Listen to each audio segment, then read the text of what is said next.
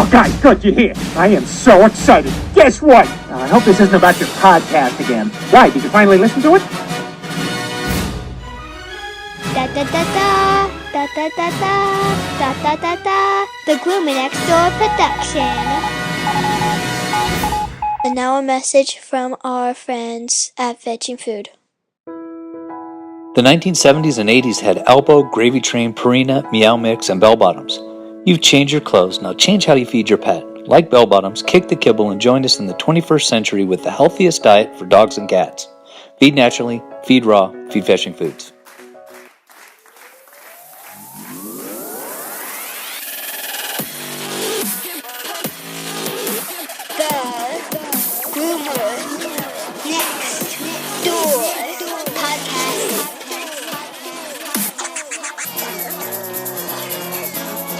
I'm from Missouri. That's all I know. Hello, pups and kittens, and welcome to another fun-filled and informative episode of the Groomer Next Door podcast. This is the conclusion episode of Insect-Based Diet. I'm sure a lot of you are looking forward to going back to our normal format, and honestly, I am too. This has been fun, but 2 series in 1 year is definitely difficult. My guest this week is a podcaster who has a great show that's on every week. Yes, the guest this week is me.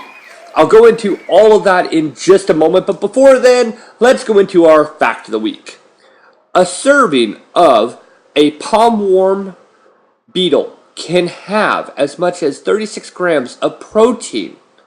Like other insects, beetles supply calcium and iron as well as a good dose of zinc.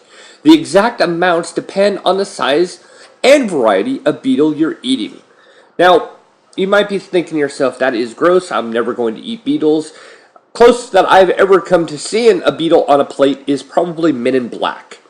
And I don't think I would personally ever eat any kind of bugs, but then again, who knows? Of course, I know I can't eat crickets because I'm allergic to shellfish. And as we all learned from our last episode, that's just not going to happen because they are related to the crustacean.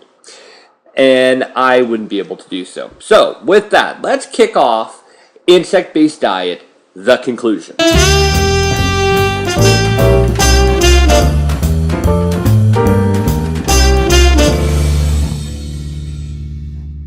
So you might be saying to yourself, okay, well, this is fine for humans, but what does that have to do with my dogs and cats? Well, kind of like with plant-based, there has to be an alternative to what's going on with our pet food. Obviously, with a lot of us who are raw feeders, we have taken it into our own hands and been able to take on a different approach. But consider it. What if we actually added more plant-based and insect-based into regular pet food? That's what really got under my skin, and I couldn't get it out. I did a great deal of studying on this and noticed crickets, great source. We found out that there's a great amount of insects that are actually edible. And the UN has urged the world, hey, look, we got to come up with an alternative. We have world hunger, we have a great deal of problems. Oh, wait a second. We actually have a massive problem with pet food. Now, I've talked to a few people who declined to actually go on the podcast because this is an amazingly crazy idea. And trust me, I get it. They believe in it, but even in 2018, we are still not really there. Now, other parts of the world, they eat insects, no big deal. In America, not so much. One of the funny parts about doing this podcast is that I was contacting restaurants that were insect-based only. To my surprise, there were a few of them that have closed down. So I was really shocked. I was actually really, really shocked. I spoke to one right before they closed down, and they were going to go on the podcast, but obviously this had been looming, and they just didn't get back to me. I spoke with a really interesting person that they really was into the idea of doing this podcast, but I think it's one of those, nobody wants to put their names on anything right now.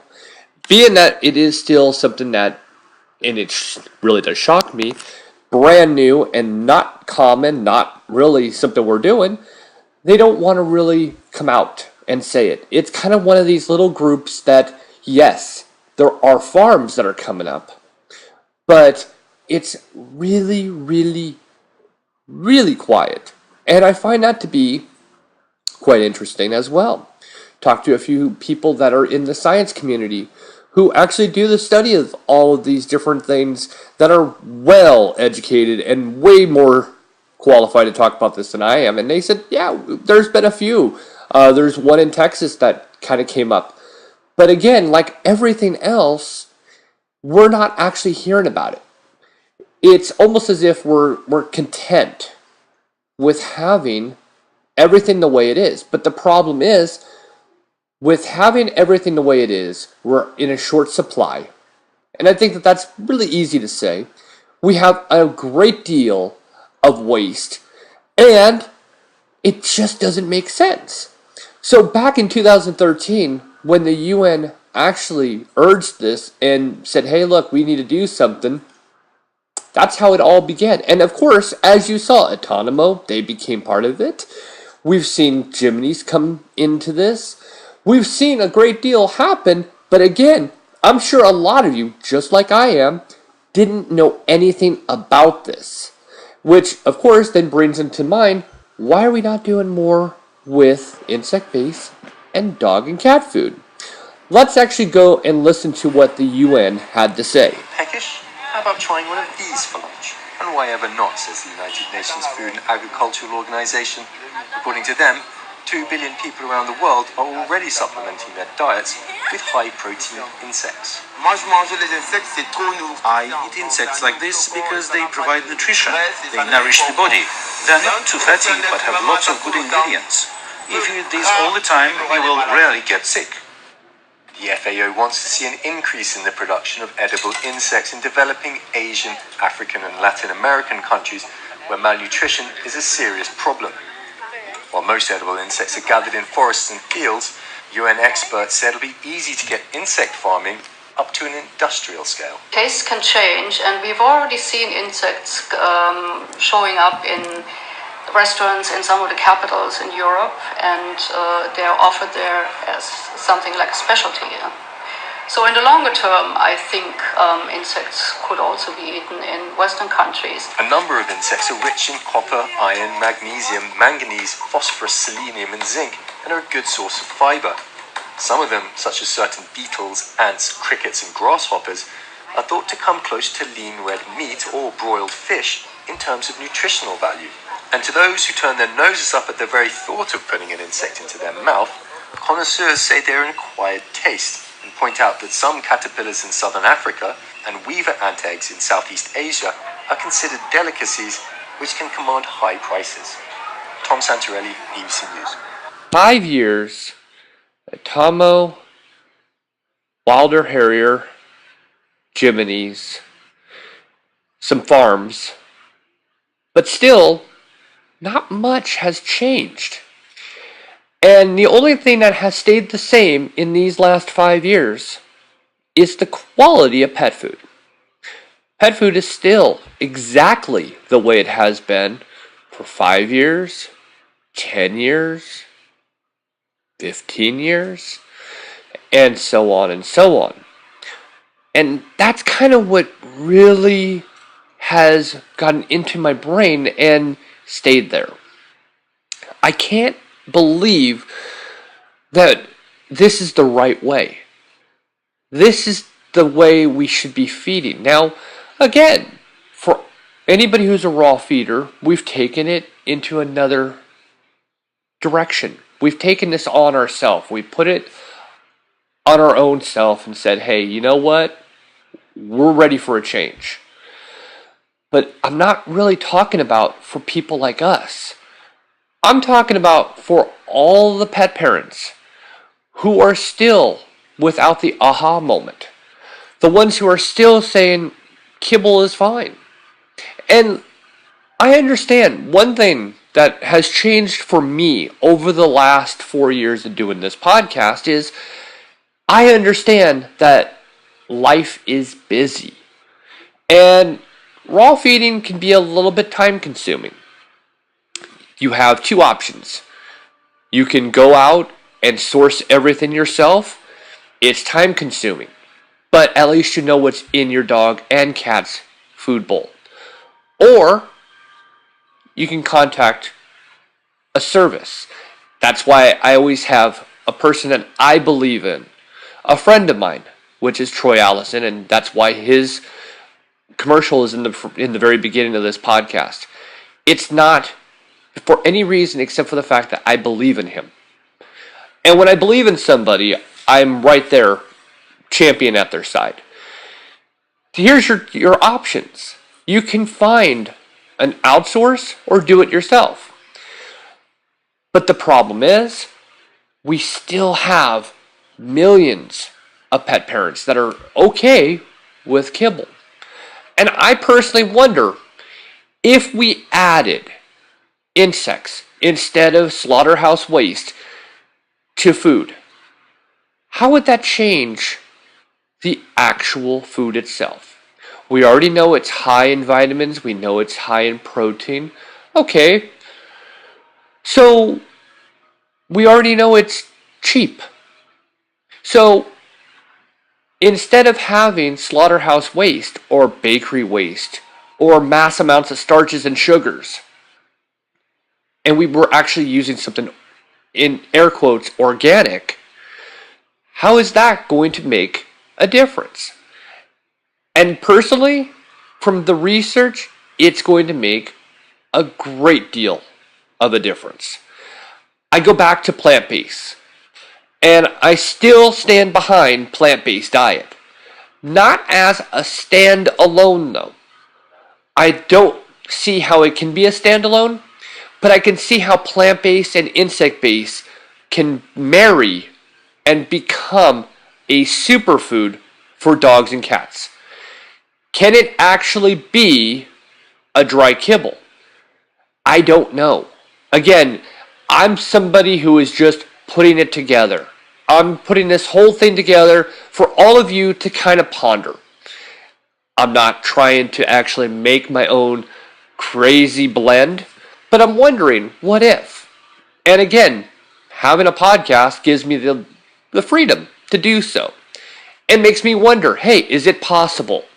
Can we actually marry plant-based diet, insect-based, put them together to make a superfood?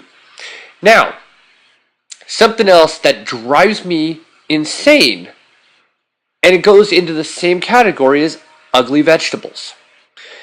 We have a great deal of waste that goes on, not in America, not in Canada, but in the world when it comes to ugly vegetables.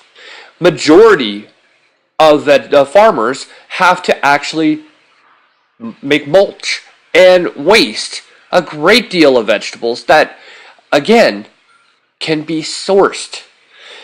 I look at all of this and go, okay, we have ugly vegetables, fresh, good vegetables that are going to waste. We have insects that could be going in as proteins, minerals, vitamins, etc., etc., etc. We use plant-based. We can make something at very low cost. And, because, of course, let's be honest, big pet food is all about the dollars. It's all about the money here, folks. So, let's say we take these three components. They become the new realm. Now, I know somebody is probably saying, then what are we going to do with all the waste? That's a good question. But let's stop dividing all of the garbage, putting it all together so that we can make a, air quote, food for our furry loved ones. It doesn't make sense. It is pointless to harm a dog or cat just to be able to clear a path with all of the slaughterhouse waste. Now, Am I wrong on this? Maybe. But it's something that really drove into my brain of, well, this doesn't make a lot of sense. So I wanted to actually go into the next clip, which is going to be about ugly vegetables. Fruits and vegetables come in every shape and size, just like people. And the weird-looking fruits and vegetables taste just as good as the perfect-looking ones. Unfortunately, supermarkets reject the produce that doesn't look perfect. That leads to 6 billion pounds of produce being wasted on farms every year, which is more than 20% of the produce grown for human consumption in the US. What if you could live in a place where perfectly edible fruits and vegetables are not only saved and enjoyed, but available to purchase at affordable prices? I'm Ben Chesler, an Embark Fellow from Brown University. And I'm Ron Clark, former manager of Farm to Family. And I'm Ben Simon, founder of Food Recovery Network. And we're working hard right now to launch a new venture called Imperfect, to find a home for these unloved fruits and veggies and to offer consumers a chance to buy low-cost, great-tasting produce straight from farmers. We work with farmers to source their ugly produce, like these carrots here. A supermarket would normally reject these carrots for being a little wonky looking, but we source them from the farmer along with other fruits and vegetables, so you get a box of seasonal, ugly produce delivered to your door every week. And because this produce looks a little funky on the outside, you get it for 30 to 50% less than what it costs in a supermarket. And you can feel good knowing that by eating Imperfect, you're helping to reduce food waste and protect the environment from the greenhouse gases that rotting food emits. We're launching our service in Oakland and Berkeley this July, but we need your help to make it happen. We have a goal of reaching 2,500 customers in the first year and keeping 50,000 pounds of produce from going to waste.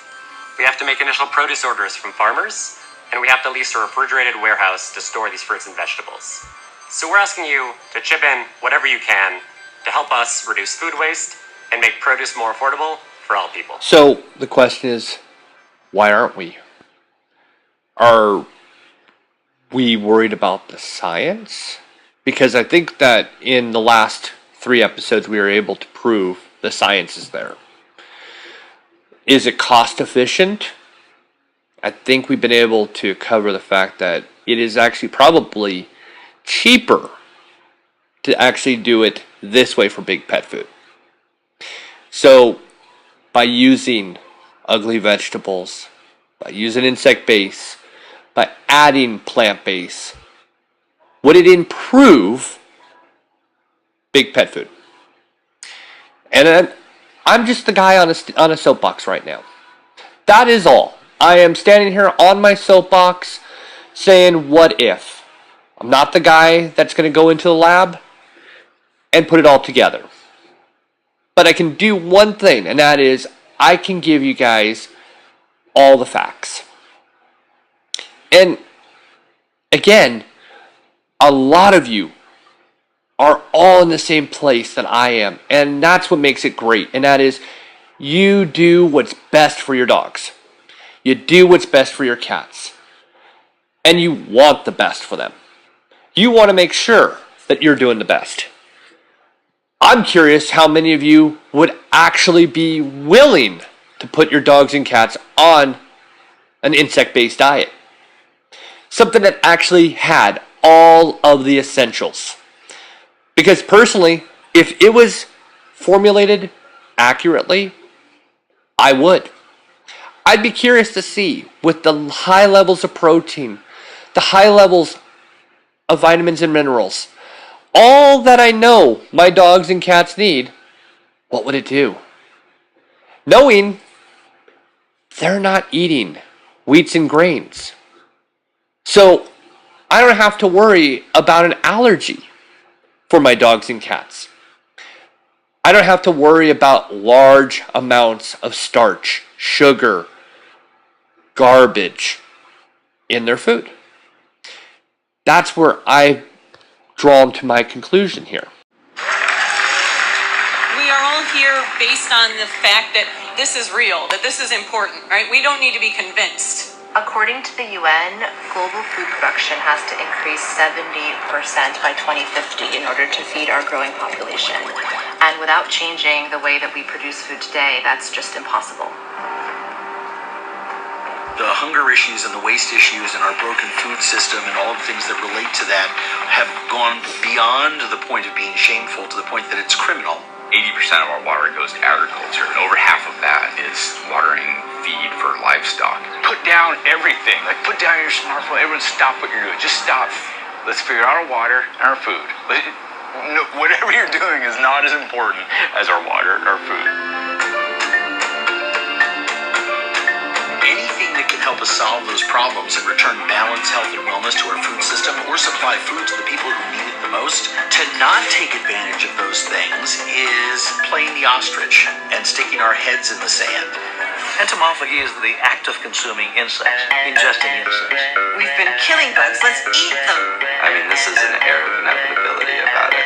Continue global devastation, eventually make food out of bugs. They use extremely little water, and we raise them in volumetric rather than planar space. High levels of B12, iron, calcium, magnesium. In many ways, they're nature's perfect food. I just ate a roast. It tastes like chips.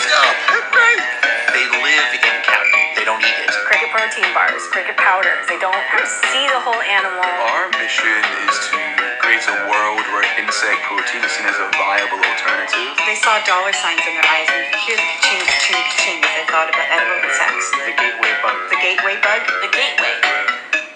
It's astonishing. Future food. The menu of 2030. The world's population has been increasing faster than food production, even with modern agricultural technology. There will be 9 billion people to feed by 2050. Researchers have been looking at new food sources, tweaking existing ones, and even creating entirely new foods.